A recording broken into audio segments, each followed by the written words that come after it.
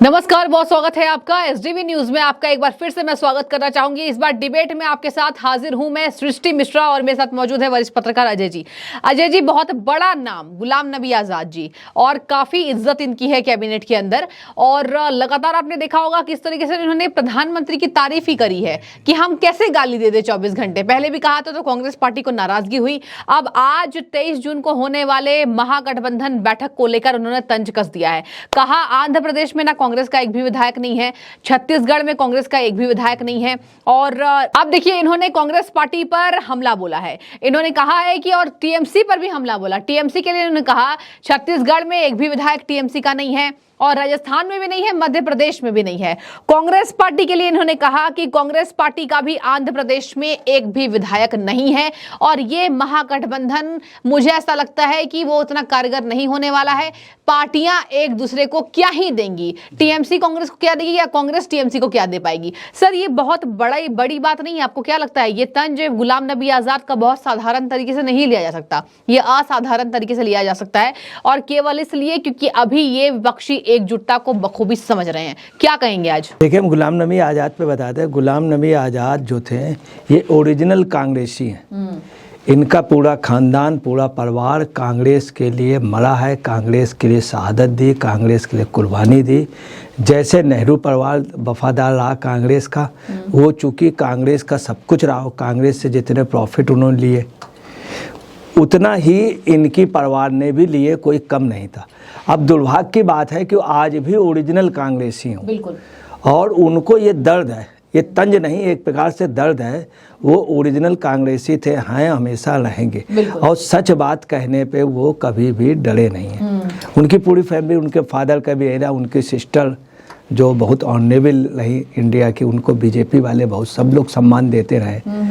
तो आप समझ लीजिए कि उन्होंने जो कहा है बिल्कुल सच कहा। उन्होंने कहा क्या है कि भाई आप गठबंधन की बात कर रहे हैं, गठबंधन कोई भी पार्टी अपने उससे हिस्से से कुछ नहीं देना चाहती। बिल्कुल, वही मैं कह रही हूँ। कोई भी पार्टी अपने हिस्से, जैसे यूपी में है, मान लीजिए अगर अखिलेश से होता गठबंधन, तो अखिलेश ऐसा नहीं है कि अपने 80 में से 60 सीटें उनको दे दें, खुद 20 में लड़ जाएं, या खुद 30 में लड़ जाएं, 50 कांग्रेस को दे दें। ऐसा नहीं होगा। उनका ये साफ कहना होगा। अखिलेश ने अभी साफ शब्दों में कह दिया कि हम 80 की 80 सीटें जीतेंगे। ठीक है, तो जीतने का मतलब हो गया कि अजीत भी बाहर हो गए, उनके बेटे अजीत के वो भी बाहर हो गए, और साथ में वो भी बाहर हो गई सोनिया गांधी और राहुल गांधी जो अमेठी और रायबरेली। तो बहुत स्पष्ट शब्दों में है, ममता बनर्जी एक भी सीट नहीं देना चाहती।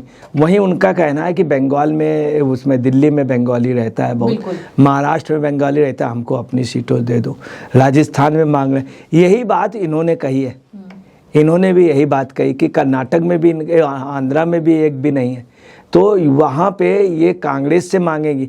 जब कांग्रेस इन राज्यों में उनसे मांगेगी सीटें, आंध्रा में रेड्डी से मांगेगी, तो रेड्डी देगा नहीं। अच्छा, रेड्डी की और किसी बाहर कहीं एक भी एमएलए नहीं है, तो अपने यहाँ तो कोई सीट देने वाला नहीं।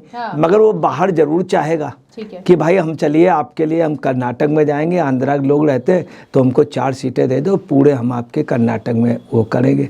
हमारे लोग वहाँ महाराष्ट्र में बहुत हैं, तो महाराष्ट्र के लिए हमको 7 सांसद दे दो या 6 दे दो, हम पूरे महाराष्ट्र में कांग्रेस का प्रचार करेंगे। अपने यहाँ वो एक भी सीट नहीं देना चाहता है। यही पोजीशन बंगाल में, यही पोजीशन तमाम जगह है जहाँ पे कांग्रेस बिल्कुल जीरो, कांग्रेस के एक भी एमएलए नहीं, अगर हैं तो एक आध एमएलए, वो भी नहीं किसी काम के। यही पोजीशन इनकी कश्मीर में हो गई। पंजाब में भी काफ़ी पीछे हो गए। अब अगर पंजाब में सीट मांगना चाहेंगे तो अब कांग्रेस वहाँ बहुत पैदल है। वहाँ पे नंबर 1 पे इस समय है अकाली दल और बीजेपी मिल करके।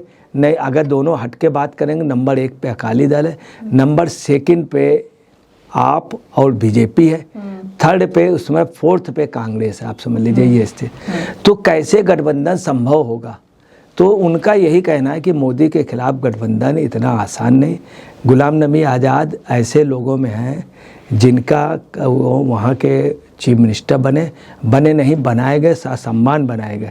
और ऐसा चीफ मिनिस्टर था जिसकी बीजेपी भी बड़ाई करते थे, कांग्रेस भी करते थे और साथ में अब्दुल्ला फैमिली भी। उन्होंने एक बात और कही है कि ये सब नेता जो कह रहे हैं, ख़ास तौर से उन्होंने इनडायरेक्ट वे पे केजरीवाल की भी असलियत खोली है कि ये सब लीडर बात कर रहे हैं हमसे समझौते की, हमसे वो समर्थन की बात कर रहे हैं, मगर जब कश्मीर में 6 साल से चुनाव नहीं हुआ है और इन लोगों में किसी ने आवाज़ नहीं उठाई, तो और ये बात उन्होंने कहा, अब्दुल्ला ने बात कही। अब्दुल्ला ने भी कहा था कि यही केजरीवाल उस समय हमारे साथ में नहीं आया, अब हमसे समर्थन मांगने आया, इसको हम क्यों देंगे केजरीवाल को। दूसरा ये है कि वास्तव में इनका शुरू से रहा गुलाम नबी आज़ाद बहुत सीनियर लोगों में रहे, मगर इन्होंने कभी भी आपको बताना चम्मचगिरी नहीं की, दरबारीगिरी नहीं की है और कभी उन्होंने नहीं किया। यही एक वजह है कि इनके परिवार की अलग इज्जत है। आपने देखा होगा नजमा हिफातुल्लाह जो इनकी फैमिली से हैं, इनकी फैमिली से हैं, उनकी कितनी रिस्पेक्ट, वो उपराष्ट्रपति रहीं, वो रहीं लोकसभा अध्यक्ष रहीं, ला के उन्हें मिनिस्टर बनाया था। अटल बिहारी वाजपेयी उनके सामने खड़े हो जाते। तो इस फैमिली में कोई ना कोई तो बात रही होगी। इनके फादर आज़ाद साहब की कितनी बड़ी इज्जत थी, दीनदयाल उपाध्याय उनकी इज्जत करते थे, RSS के गोलवलकर उनसे मिलने जाते थे। तो इस फैमिली का अपना त्याग रहा है। ये लोग कांग्रेस, इन्होंने बिल्कुल सच बात कह दी। बस इनका दुखदाई यही रहा कि इन्होंने उनके सोनिया जी के, राहुल के और प्रियंका के पैर छूना इनको गवारा नहीं था और तमाम नेताओं ने पर्दे के पीछे आकर के उनके बार बार पैर छुए हैं। ठीक है सर, दूसरा मेरा अहम सवाल होगा, इन्होंने ऐसा क्यों कहा है, क्या आपकी टिप्पणी होगी? इन्होंने कहा है कि दुर्भाग्य से एक राज्य में अपने आप को देने के अलावा पार्टियां अलग राज्यों की किसी भी पार्टी को कुछ नहीं दे सकती है, और यह भी कह दिया कि मुझे आमंत्रण मिला ही नहीं है, मुझे निमंत्रण नहीं मिला जो विपक्षी दलों की बैठक होने वाली है। सर, इनको निमंत्रित ना किया जाना ये किस बात की परिचायक है, बताइए। देखिए, इनको परिचायक का बात बतला रहे हैं कि ये व्यक्ति इतना बैलेंस व्यक्ति बोलता था। मैं आपको बहुत छोटी सी बात बता रहा हूँ और जो एक कटु सत्य है कि कश्मीर में एक बार गुजरात से काफ़ी लोग गए थे और वहाँ पे एकदम से वो आया था, जलजला आया था, उसमें काफ़ी लोग मर गए थे, हिमपात हुआ था। तो वहाँ पे जो वहाँ का तीर्थ स्थान है वहाँ गए थे जम्मू में, उसमें वैष्णो जी माँ के मंदिर में और अमरनाथ में काफ़ी लोग मरे थे और वो जलजले की वजह से मरे थे। उस समय मोदी वो वहाँ के मुख्यमंत्री थे। जब मोदी ने कहा तो इन्होंने तुरंत ही करा करके पैकेज करा करके जो उस हादसे में अमरनाथ के उसमें जो जो पिलग्रिम्स थे, तीर्थयात्री मरे, उन सबको बढ़िया ढंग से पैक करा करके वो करके उनकी सब बॉडी, ये उनको वहाँ मुख्यमंत्री ने जाके किया था। अमरनाथ का आपने सुना होगा, सिर्फ इसलिए कि मोदी के उसमें राज्य में, जबकि मोदी और इनकी बिल्कुल उस समय जबरदस्त तनातनी चल रही थी। इन्होंने फ़ोन करके कहा कि देखिए मैं जहाज़ से स्पेशल भेज रहा हूँ बॉडियाँ सबकी, अमरनाथ पे जो जलजला आया था। दूसरी आपको बता रहा, इन्होंने एक लेटर लिखा था एक बार आपको अफजल गुरु के लिए, इतना टेक्निकल लेटर लिखा था, राष्ट्रपति इस बात का वेट कर रहे थे कि नेता जात का कोई भी लिखे मैं उसको नेकेट कर दूं। कलाम साहब वेट कर रहे थे कि ये जरा लिखे। इन्होंने इतना टेक्निकल, अफजल गुरु के लिए इनके ऊपर बहुत दबाव था। हिंदुस्तान का पहला कश्मीर का नेता है जिसने पाकिस्तान से कभी डायरेक्ट कांटेक्ट नहीं किया। इसी जम्मू कश्मीर में कुछ जगह दोनों करेंसी चलती थी। ये शख्स ऐसा था जब चीफ मिनिस्टर बना तो इसने दोनों करेंसी नहीं चलने दी, इंडियन करेंसी चलने दी। ये इनका हिंदुस्तान के प्रति प्रेम है। और ये आपको इनका कई बार मामला भया कि जब राम मंदिर बाबरी मस्जिद में हुआ था तो हमको याद है BP सिंह वगैरह थे, तो अडवाणी जी ने कहा था इनको अध्यक्ष बना दो, तो ये चुपचाप निकल लिए थे। ये इसलिए निकल लिए थे, कांग्रेस ने इनको भेजा नहीं, ये व्यक्ति उस मामले को सॉल्व कर देता, इसीलिए BP सिंह भी एक्सेप्ट कर गए थे। अडवाणी ने भी कहा था उन लोगों ने कि ये उस समय अशोक सिंघल ने इनसे कहा था कि आप कर दे फैसला, मैं मान लूँगा। ये अशोक सिंघल के बढ़ते इतना सुनते ही कांग्रेस के जूं रेंग गई थी और कांग्रेस फिर इनको ले करके नहीं गई। जब ये रिटायर्ड होकर के जाने लगे, हकीकत ये है कि मोदी के भी आंसू आ गए थे। मोदी ने बात पार्लियामेंट में कह दी थी आंसू होके कि मैं चीफ मिनिस्टर होके, उसी के 2 दिन पहले मेरी इनसे खूब वो हुई और इन्होंने खुद वो करा करके मुझे फ़ोन करके पैक करके सारी बॉडियाँ इतने सासम्मान भेजी। और उन्होंने कई जगह कहा कि हमारे पक्के विरोधी होने के बावजूद भी इन्होंने जहाँ पे देश हित की बात हुई वहाँ पे।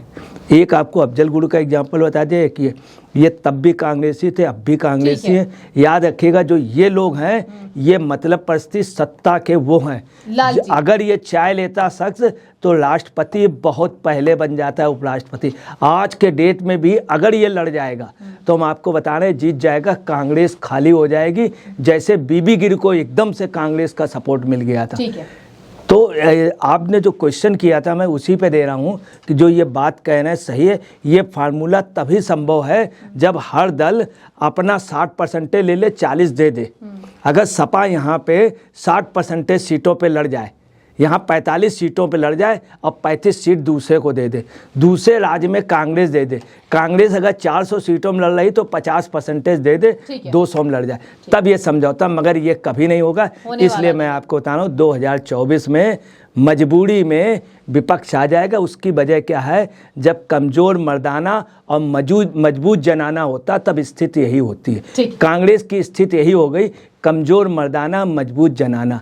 राहुल गांधी मेहनत करता है बहुत बढ़िया, मगर इधर मान हान सब दुनिया भर, कहीं अमेरिका चला जाएगा, कहीं कहीं चले जाएगा। ठीक है, तो यहाँ पर गुलाम नबी आजाद की बातों को बारीकी से राजनीतिक विश्लेषक ने बताया है आपको कि किस तरीके से गुलाम नबी आजाद का ये जो तंज है ये कांग्रेस पार्टी पर ही है, और कांग्रेस पार्टी के अलावा ममता बनर्जी पर भी हमलावर हुए और कहा कि दुर्भाग्य है ऐसा होने वाला नहीं है और विपक्षी दल कभी भी एकजुट नहीं हो सकता। तो आप इस कॉमेंट को किस तरीके से देख रहे हैं, आप जरूर बताएं, हमें इस कॉमेंट में साझा करें। आपका भी बहुत शुक्रिया सर डिबेट में जुड़ने के लिए, और आप सभी का SDV न्यूज से जुड़ने के लिए एक बार फिर से धन्यवाद।